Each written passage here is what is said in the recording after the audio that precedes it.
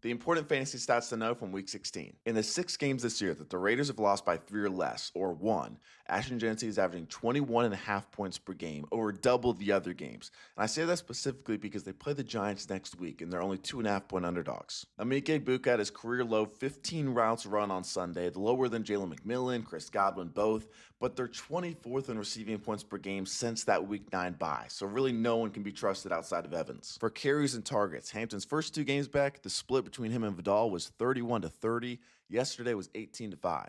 Blake Corum has been a top 24 running back in 4 straight games now, with the Rams offense scoring 28-plus points in all of them. If you did survive London yesterday, the good news is the routes were back, 83%, and the targets were there. 8 targets, 27% targets per route, does the best among the receivers and tight ends. With no Devin Neal, no Alvin Kamara, Taysom Hill at tight end had 12 carries, 6 targets, and a 40-yard touchdown pass. The two-less Achane is still a slight concern. If you take away one play against the worst running back defense in fantasy, he would have only had 7 points. Since Week 11, only the Lions have more fantasy points per game to running backs than the Steelers. They have a 25% target share that's the second best in the NFL. On Saturday, after his fumble, Josh Jacobs had 0 of the final 7 running back touches. The key here is just to watch the practice report. See if he has any of those limited practices. That's what you need. With Brady Cook at quarterback, Breece Hall is last in fantasy points per snap. He's at under 10 points in 3 straight games. The rushing yards leader over the last 3 weeks is Tony Pollard. Tennessee is actually 8th best in scoring offense in that span.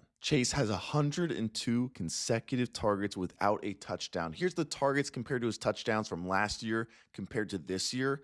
Hopefully that regresses to the mean in the championship. And if you need to stream a defense, the 2 that are available on over 50% of waivers, Tampa Bay versus Miami and Quinn Ewers, and New England versus Brady Cook and the Jets.